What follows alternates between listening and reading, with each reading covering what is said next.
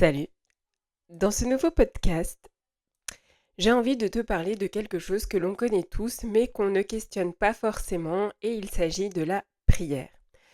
Alors, pas dans le sens religieux, parce que si tu me suis, tu sais que je n'ai aucune religion. Mais il y a une chose qui traverse le temps, les cultures et les croyances, et la prière en fait partie. Et en fait, je me suis posé une question qui est vraiment toute simple, mais pourquoi l'être humain a commencé à prier et surtout à quoi ça sert vraiment aujourd'hui. Mais on va commencer par quelque chose, à mon sens, qui est important, c'est l'étymologie du mot prière. Alors le mot prière vient du latin precaria qui signifie demande obtenue par supplication ou requête faite avec insistance. Ce terme lui-même vient du verbe latin precari qui veut dire supplier, prier, demander avec ferveur. À l'origine, la prière n'est donc pas forcément religieuse au sens strict. C'est avant tout une demande adressée à quelqu'un, une forme de supplication, un acte où l'on se met dans une posture d'humilité. On retrouve d'ailleurs cette racine dans des mots comme précaire, quelque chose obtenu par faveur, donc incertain, et implorer dans l'idée de demander intensément. Ce que ça révèle. Étymologiquement, la prière n'est pas d'abord un rituel ou une récitation. C'est un élan intérieur. C'est-à-dire que c'est une demande, un appel, une relation à quelque chose de plus grand que soi. Avec le temps, surtout dans les traditions religieuses, la prière s'est structurée avec des textes et des rituels. Mais à la base, c'est un geste très humain. Demander, parler, se relier. Avant même l'écriture, chez, dans les premières civilisations en tout cas, il n'y a pas encore, enfin chez les premiers humains plutôt, il n'y a pas encore de religion structurée. Mais il y a déjà la peur, que ce soit l'orage, la mort, la maladie, l'émerveillement avec le ciel, la naissance, les cycles de la nature, et aussi l'incompréhension face à l'invisible. À ce moment-là, la prière n'est pas un texte, c'est un geste intérieur ou symbolique. Parler au ciel, faire une offrande, invoquer un esprit. On est dans une forme de dialogue brut avec le monde. Donc, pour en revenir aux premières civilisations, du coup, il y a vraiment cette structure de la relation en diva. Donc, notamment en Mésopotamie, donc vers moins 3000 avant notre ère, c'est là qu'on trouve les premières prières écrites. Les hommes s'adressent à des dieux liés à la nature. Les prières sont souvent des demandes très concrètes par rapport à la pluie, la protection, la guérison. Elles sont déjà codifiées avec des répétitions, des formules fixes récitées par des prêtres. Donc la prière devient un outil pour influencer le destin. Ensuite, vers moins 2500 en Égypte antique, euh, la prière prend une dimension encore plus spirituelle. Elle va servir à communiquer avec les dieux et les morts. On va trouver aussi des prières dans les tombes et elles accompagnent l'âme après la mort. Donc ici, la prière devient aussi un pont entre les mondes visibles et invisibles. Dans la tradition hébraïque, qui est fondement du monothéisme, donc là on est vers moins 1200, avec le peuple d'Israël, il y a un tournant majeur. On ne prie plus plusieurs dieux, mais un seul, Yahvé. La prière devient personnelle, morale et relationnelle. On ne demande pas seulement, on parle, on confie, on remercie. Avec un exemple assez emblématique, les psaumes. C'est des cris, des doutes et des louanges. Donc la première devient vraiment une relation vivante avec Dieu.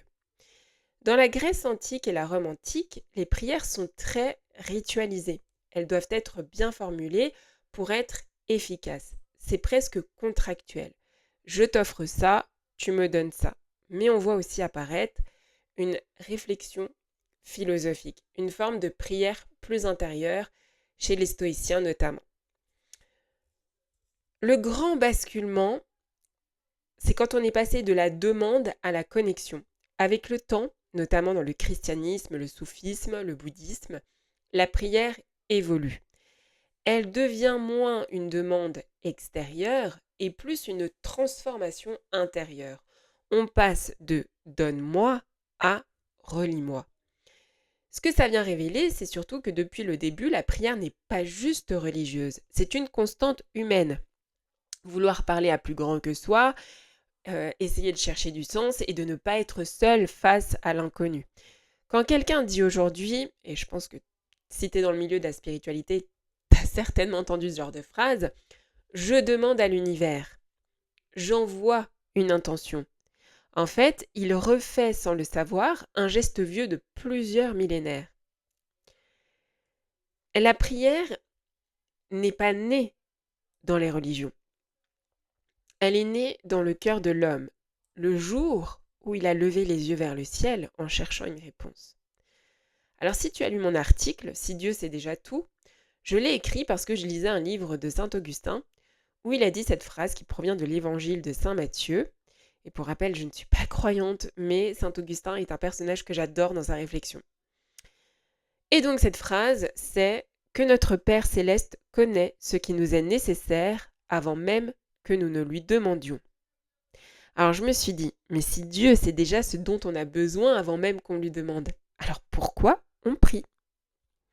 Et donc en fait, c'est de là où il y a une réflexion qui, je trouve, est devenue assez intéressante et qui m'a fait prendre conscience de ce qu'était la prière. C'est que je me suis dit, mais en fait, si la prière n'était pas faite pour être entendue, mais pour nous permettre d'entendre. J'adore énormément les textes sacrés, quelle que soit la religion. Parce que justement, dans ces réflexions, donc j'adore les textes sacrés justement pour toutes ces réflexions, mais ce que j'aime pas dans la religion justement, c'est qu'il y a cette espèce de codification, si je peux dire ça grossièrement, qui font que bah moi je peux pas, parce qu'on m'impose quelque chose très codé qui fait que voilà, moi ça ne passe pas. Bref. Mais si on sort du cadre religieux, on peut voir donc la prière autrement. Pas comme un dialogue avec quelqu'un au-dessus de toi, mais plutôt comme une connexion. Donc, quand tu pries, tu poses une intention, tu clarifies quelque chose en toi et tu t'ouvres à une possibilité. En fait, tu entres en résonance avec la vie. Et donc finalement, peu importe que tu appelles ça Dieu, l'univers, le grand tout ou quelque chose que tu ne sais pas nommer. Parce qu'en fait, avec la prière, tu te relis. Et dans cette vision, la prière ne vient pas changer le monde, elle change ta manière d'y être. Donc si on sort du domaine aussi spirituel, pour aller un peu plus dans la psychologie, on va revenir à quelque chose de très concret. Quand tu pries, ou que tu écris une intention, tu mets des mots sur ce que tu ressens, tu rends visible ce qui était flou, tu identifies un besoin, et donc tu fais redescendre la pression. Tu vas passer du chaos intérieur à quelque chose de plus clair et ça, ton cerveau, il adore. Parce que tu te sens plus en sécurité. Tu vois plus clair et donc tu agis différemment. Donc, même sans la spiritualité, la prière a déjà un impact réel. Là où tout se rejoint, c'est que spirituellement, tu t'alignes et psychologiquement, tu te clarifies. Donc, en fait, dans les deux cas, tu changes ton état intérieur. La prière, ce n'est pas est-ce que ma prière va être exaucée, mais ça va être plutôt qu'est-ce que ma prière dit de moi. Alors, ce qui se passe souvent intérieurement, quand une personne prie dans une période de crise, et c'est très souvent le cas, souvent on dit ah mais tu te mets à prier uniquement quand ça va pas. Bah, il ne se passe pas seulement quelque chose de spirituel au sens extérieur à mon sens, mais ceci n'est que mon avis. Attention, il se passe surtout ça. Donc, quand une personne prie pendant cette période de crise, elle met des mots sur ce qu'elle vit. Elle dépose une tension intérieure. Elle oriente inconsciemment son attention vers une possibilité de sortie. Donc, elle formule un problème très clairement. J'ai besoin d'aide, je veux que ça change.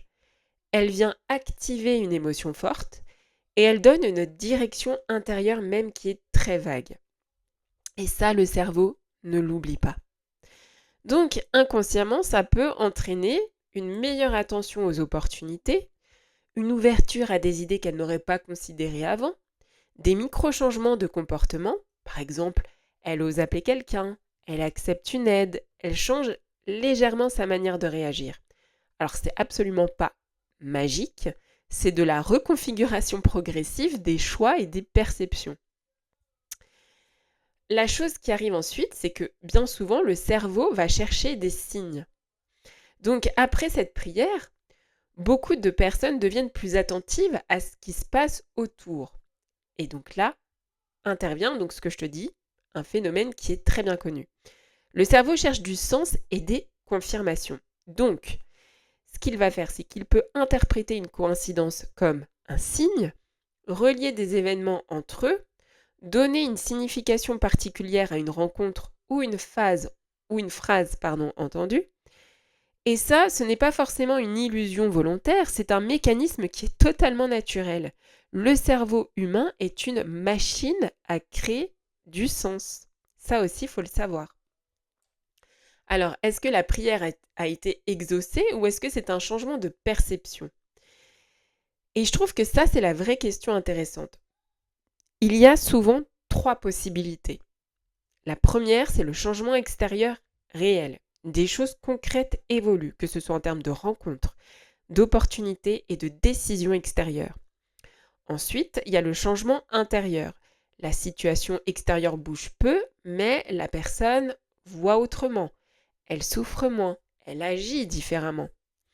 Et après, les deux en même temps. Donc ça, c'est le plus fréquent. Un changement intérieur entraîne des micro-actions qui finissent par changer l'extérieur. Donc la question est-ce que la prière fonctionne? Ça dépend de ce qu'on appelle fonctionner. Si on pense la vie doit changer sans que je fasse quoi que ce soit. Alors non, ce n'est pas comme ça que ça marche dans la réalité, observable en tout cas. Mais si on pense la prière peut transformer ma perception, mes décisions et ma manière d'agir. Alors oui, elle peut avoir un effet très réel. La prière ne change pas forcément les événements, mais elle peut changer la manière dont une personne va les reconnaître, les interpréter et y répondre. Et parfois, c'est exactement là que tout commence à bouger.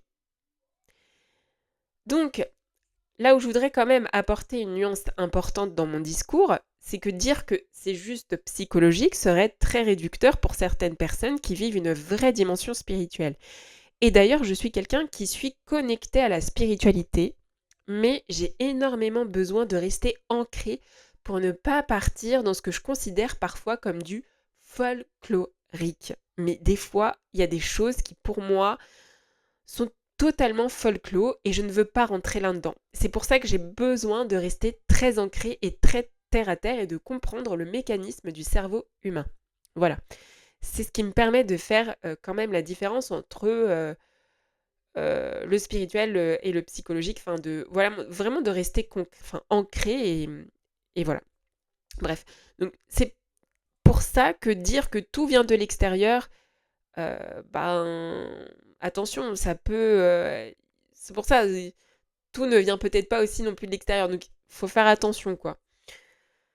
Donc, en fait, en réalité, moi, je trouve que la prière se situe souvent à l'interface entre perception, émotion et sens. Ça, c'est pour te la faire vraiment très simple, sans rentrer dans un... dans quelque chose d'un peu plus encore poussé, quoi. Mais pour te donner un exemple plus concret, on va prendre un homme d'une quarantaine d'années. Il travaille depuis des années dans un métier qu'il n'aime plus vraiment. Chaque matin, il se lève avec une sensation de vide, mais Il va continuer par habitude, par sécurité, par peur de perdre ce qu'il a construit. Et en fait, il ne sait pas vraiment comment changer sa situation. Un soir, après une journée particulièrement lourde, il ne parle à personne. Il s'assoit et il dit simplement « Je ne sais plus quoi faire. Si quelque chose doit changer dans ma vie, aide-moi à y voir plus clair. » Et ça, c'est pas une prière religieuse structurée. C'est une forme de lâcher prise intérieure. Ce qui se passe ensuite. Les jours suivants, sa vie extérieure ne change pas immédiatement. Mais lui, par contre, inconsciemment, et il change légèrement. Il va devenir plus attentif à ce qu'il épuise vraiment. Il remarque des discussions qu'il ignorait avant. Il ose dire non une première fois. Il commence à envisager des options qu'il rejetait automatiquement. Puis un jour, une opportunité arrive. Soit lors d'une conversation, d'une rencontre ou une idée. Et là, il se dit, mais c'est un signe. Alors, me direz-vous, est-ce que c'est un signe ou un processus? Et c'est là que je trouve que ça devient intéressant. On peut interpréter ça de deux façons. Soit il a été guidé de l'extérieur, soit sa prière a modifié sa manière de voir, ses choix, sa trajectoire. Ça, je te laisse décider. Dans les deux cas, quelque chose a bougé. Mais peut-être que le véritable point de départ, ce n'est pas le signe. C'est le moment où il a cessé de porter seul ce qu'il vivait. Alors, la prière ne garantit pas que la vie change. Mais par contre, elle peut changer la perception, les micro-décisions, la capacité à voir autrement. Et parfois, ce n'est pas la vie qui répond immédiatement. C'est la personne qui, petit à petit, devient capable de répondre à sa propre vie. Donc, qu'est-ce que la prière dit de moi? Parce que derrière chaque « je veux », eh bien, il y a une émotion, un besoin, une attente et parfois aussi une peur. Donc, si au lieu de se dire « je demande », tu essayais, je m'ouvre à, je me rends disponible à, je laisse entrer. Personnellement, je pense que l'humain ne prie pas pour être entendu, mais ça, ce n'est que mon avis. Attention, hein, tu prends ce qui te parle. Si ça ne te parle pas, tu laisses de côté. Mais ce n'est que mon avis et je te fais part de mon point de vue. Mais voilà, pour moi, l'humain ne prie pas pour être entendu, mais pour ne pas être coupé de lui-même. D'ailleurs, je t'ai créé un outil que tu peux retrouver sur mon site internet. Écris ta prière et regarde ce qu'elle dit de toi, justement pour t'aider à comprendre ce que tu ressens vraiment, identifier ce qui bloque et te reconnecter à toi autrement. Voilà, donc je te mets le lien de mon site internet certainement soit en description ou en commentaire. Et peut-être que tu découvriras réellement ce dont tu as besoin et peut-être que finalement tu mettras en place sans t'en rendre compte certains micro-changements dans ta vie, puis ton cerveau va se mettre en mode action et puis peut-être qu'il va commencer à percevoir des signes parce que tu as mis une intention dans une certaine prière. Voilà, donc à cette certaine demande, ce besoin que tu as. Mais c'est une manière, pour moi, cet outil, c'est une manière d'y voir plus clair sur ce que tu veux réellement. Et en fait, c'est toi qui as les propres clés en main. Donc c'est pour ça que finalement, on revient à la question de départ. Et si Dieu, c'est déjà tout, à quoi sert la prière? Voilà. Sur ce, je te laisse sur cette question. Prends bien soin de toi et de ton énergie. On se retrouve très prochainement, certainement, pour un prochain podcast Épiphanie. Et je te dis à très bientôt. Ciao.